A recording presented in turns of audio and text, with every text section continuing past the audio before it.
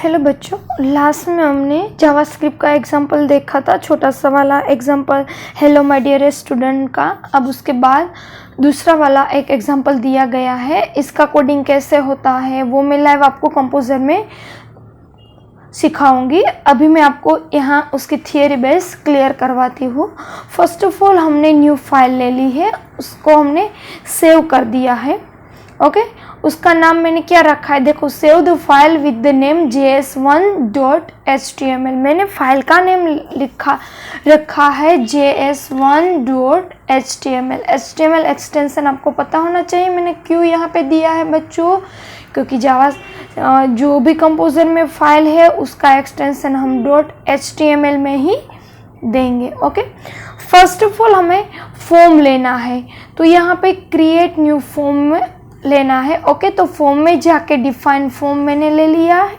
Okay, और form हमें first of all तो बनाना क्या है, देखो यहाँ पे जो फिगर दिया गया है ना, नेम के लिए मैंने लेबल लिया है और यहाँ पे टेक्स्ट बॉक्स लिया है और सबमिट बटन, इतना ही हमने यहाँ पे टैग यूज किया है और एक फॉर्म लिया है। ओके, फर्स्ट ऑफ ऑल मैंने यहाँ फॉर्म लिया, फॉर्म का नेम हमें क्या रखना है, उसका सेटिंग कैसे करना है। ओके, वो अभी मैं आपको बताती हूँ।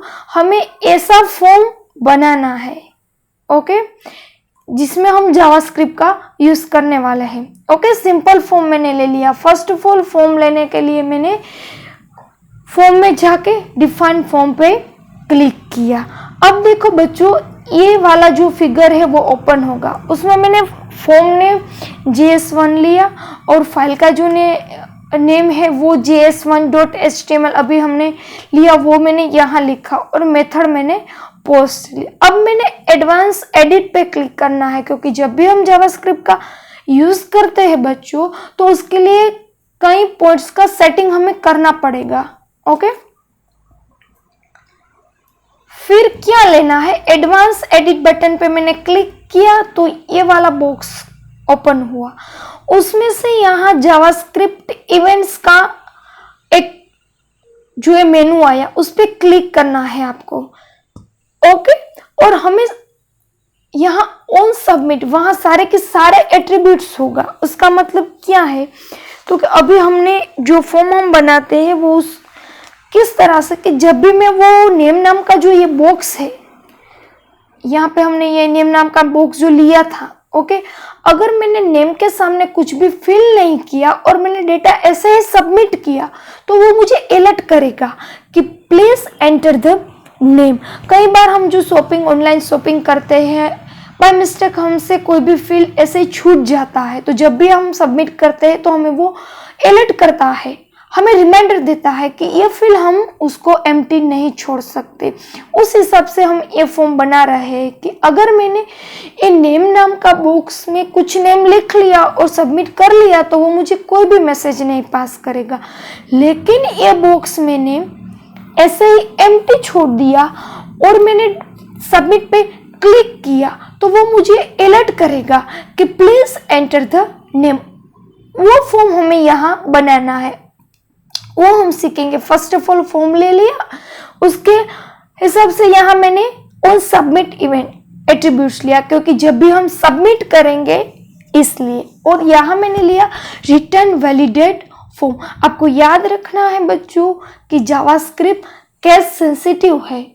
ओके, इसलिए जो कैपिटल है उसको हम कैपिटल में लिखेंगे, जो स्मॉल में है उसको हम स्मॉल में लिखेंगे। तो देखो यहाँ पे फॉर्म का जो स्पेलिंग है उसमें एफ कैपिटल है।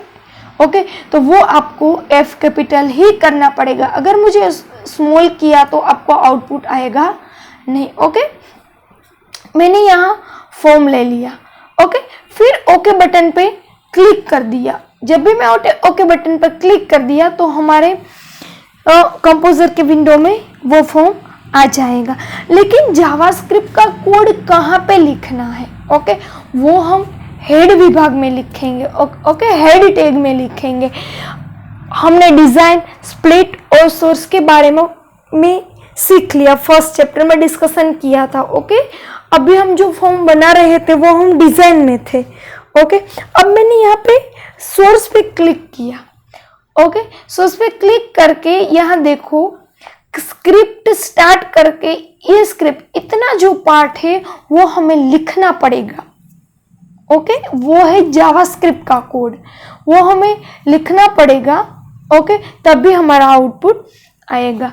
अब इसमें कई चीज़ों का यूज़ किया है, जैसे फंक्शन वैलिडेशन फॉर्म है, वेरिएबल एक्स है, कंडीशनल स्टेटमेंट इफ है, बिल्ट इन फंक्शन अलर्ट है, इन ऑब्जेक्ट नेम डॉक्यूमेंट्स है, और मेथड नेम फोकस है। वो क्या है जो हमने आगे जो एग्जांपल ये देखा वो इसमें सबका यूज़ होगा, तो उसके बारे में हमें पता होना चाहिए कि अगर मैंने वैलिडेट फॉर्म लिया है, फंक्शन वैलिडेट फॉर्म, तो वो है क्या। ओके, इस सभी के बारे में हम ब्रीफली वन बाय वन देखते हैं। ओके, फर्स्ट ऑफ ऑल जो है function validate form. Okay, a function is a reusable block of code that perform a particular task. इसका मतलब क्या है, हमें पर्टिकुलर टास्क को परफॉर्म जब भी करना है, लेकिन जो ब्लॉक है उसको रीयूज करने के लिए, ओके, उसको हम रूटीन भी बोल सकते हैं।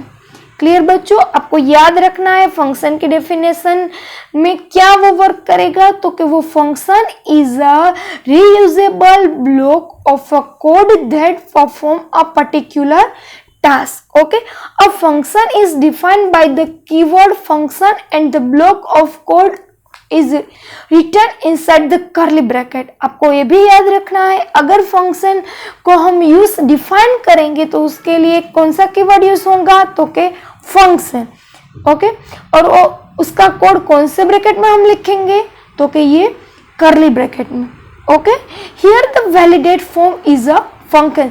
जो हमें आगे के प्रोग्राम में जो वैलिडेट फॉर्म लिखा है वो क्या है, तो वो है एक फंक्शन है। ओके, आपका जो प्रोग्राम है वो आपके बुक्स में दिया ही गया है बच्चों, वो आप ध्यान से देख लेना। Okay, JavaScript provides some inbuilt functions such as alert. The alert function take the text and display it in a alert box. Alert box का मतलब क्या होता है, हमें वो alert करता है और वो inbuilt function है। ओके, यहाँ पर एक छोटा सा एग्जांपल दिया गया है अलर्ट का कि फंक्शन हेलो, मैंने फंक्शन हेलो नाम का फंक्शन ले लिया है और यहाँ मैंने अलर्ट पास किया कि हेलो स्टूडेंट्स। ओके, ये सिंपल ही प्रोग्राम है। अब उसके बाद जो है वो इवेंट्स है। इवेंट्स का मतलब क्या है बच्चों, वो हमें मोस्ट IMP, ओके, वो हमें याद रखना है। देखो, JavaScript is useful in creating interactive web page which response to the action perform by the user. जब भी कोई यूजर कुछ भी जावास्क्रिप्ट में परफॉर्म करता है तो वो वेब पेज में इंटरैक्टिव कैसे, इसका मतलब कि अगर कई बार आप वो क्लिक करेंगे, ओके, कई बार वो चेंज करेंगे, कई बार वहां पे फोकस होगा, कई बार सिलेक्ट होगा, तो वो कैसे डिसाइड होगा, उसको हम इवेंट बोलेंगे। उसका फिगर यहाँ टेबल में दिया गया है, वो बच्चों आपको मोस्ट टाइम पे याद रखना है। कई बार एग्जाम में इवेंट्स पूछा जाता है तो कई बार उसका डिस्क्रिप्शन पूछा जाता है। कई बार पूछा जाता है कि लोडिंग ऑफ इमेज इस कैंसल के लिए कौन सी इवेंट यूज होती है, तो आपको पता होना चाहिए एबट। ओके, और कई बार ऐसे भी पूछा जाता है कि एबट का यूज कहाँ पे होगा। ओके, तो उसकी डिस्क्रिप्शन आपको ये याद रखना है, loading of image is cancel. इसका मतलब कई बार हमें इमेज को ऐसे कैंसिल करना हो तभी एबट यूज होगा। ओके, तो ये जो टेबल है वो आपको याद रखना है, इवेंट्स भी याद रखनी है और उसका डिस्क्रिप्शन भी याद रखना है, क्योंकि इसके कई सारे MCQ हमारी बुक में दिए गए हैं बच्चों।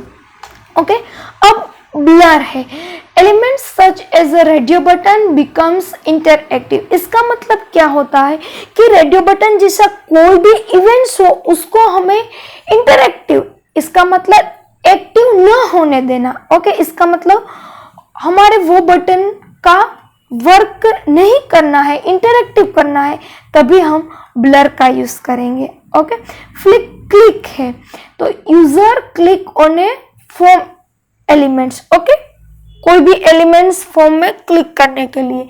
Change value of a form field is changed by the user, user को वैल्यू चेंज करने के लिए। Error occur during loading of a document और इमेज, कोई भी इमेज या कोई डॉक्यूमेंट्स हो उसमें कोई भी हमारा एरर आता है तभी इसका यूज होता है। Focus element such as a button become active, आपको याद रखना है कि बटन जैसा कोई भी इवेंट्स एक्टिव करने के लिए फोकस का यूज करना पड़ता है, लेकिन अनएक्टिव के लिए किसका यूज करना पड़ेगा, ब्लर का, लेकिन रेडियो बटन जैसा एलिमेंट्स। ओके, उसके बाद है लोड, डॉक्यूमेंट और इमेज इज लोडेड। ओके, कोई डॉक्यूमेंट्स और चित्र कोई इमेज को लोड करने के लिए। माउस आउट और mouse over of the elements, element of के लिए, और यहाँ पे है एलिमेंट ओवर के लिए। Reset form field or reset to default value. Okay, फिर से वो वैल्यू सेट करने के लिए। Select user select form field. Okay, form में से कोई भी फील्ड यूजर को सिलेक्ट करने के लिए। Submit user submit a form, जब भी हमने फॉर्म बनाया है अभी हमने देखा ना वो सबमिट पे क्लिक करने के लिए, तब भी हमने सबमिट यूज किया था। और unload user leaves a page, और यूजर वो पेज को लीव करेगी तब कौन सी इवेंट एक्टिव होगी, तो के अनलोड। ओके बच्चों, तो ये जो टेबल्स है वो मोस्ट आईएमपी है, वो आपको याद रखना है क्योंकि कई बार इसमें से कोई ना कोई एमसीक्यू आता ही, क्योंकि इस चैप्टर में से एग्जाम में 10 मार्क्स के एमसीक्यू पूछे जाते हैं और चैप्टर छोटा सा है। ओके, इसलिए हमें ये सब याद रखना है। अब यहाँ इवेंट्स के बारे में कुछ बताया गया है। When a event occur the specified JavaScript code is executed in response to a given situation, this JavaScript code is known as event handler. A event handler name are kept the same as the name of the event. Okay, वो हमें क्या बता रहा है कि कोई भी जो इवेंट्स हो वो हमें यूज करनी है जावास्क्रिप्ट में, तो उसके लिए हमें इवेंट हैंडलर का यूज करना पड़ेगा। ओके, और जावास्क्रिप्ट में जो इवेंट हैंडलर का नेम और इवेंट्स का नेम वो दोनों सेम ही होंगे। ओके, देखो यहाँ पे एग्जांपल दिया गया है कि the click event will have on event handler as on click. Okay, मैंने इवेंट कौन सी ली, तो के क्लिक। ओके, तो इवेंट हैंडलर कौन सी होगी, तो के ऑन क्लिक। इसका मतलब जो हमारा इवेंट्स का नेम होगा वो ही हमारा इवेंट हैंडलर का नेम भी होगा। Okay, likewise submit event will have a event handler on submit. Okay, दूसरा वाला भी एग्जांपल दिया गया है। अगर मुझे सबमिट लेना है तो उसका इवेंट हैंडलर कौन सा होगा, ऑन सबमिट। ओके, वही हमें यहाँ पे दिया गया है और बताया गया है कि अभी हमने वो फिगर देखा ना, वो एग्जांपल देखा ना, वो जावास्क्रिप्ट का कोड हमने लिखा था 2.18 जावास्क्रिप्ट का सोर्स जो लिखा था। ओके, उसमें हमने ऑन सबमिट इवेंट्स का उपयोग किया है, इसलिए हमने वहां ऑन सबमिट इवेंट हैंडलर का यूज किया गया है। Okay, the function will return a value either true or false depends on whether the name field has a value or null. Okay, the function जो रिटर्न होगा वो true और false depends, कौन से ऊपर डिपेंड्स होगा, तो कि जो नेम नाम का फील्ड होगा उसके ऊपर डिपेंड्स होगा। अभी मैंने बताया ना आपको कि अगर मैंने वो वैल्यू एम्प्टी नल छोड़ दी तो वो मुझे अलर्ट करेगा कि आप ये जो फील्ड है वो ऐसे छोड़ नहीं सकते। वो मैं आपको जावास्क्रिप्ट का जब भी प्रोग्राम लिखूंगी वो उसमें सब सारे के सारे डिटेल आपको समझाऊंगी। ओके, उसके बाद क्या है, ओके, आपको समझ में आ गया बच्चों इवेंट्स क्या है और इवेंट हैंडलर क्या है।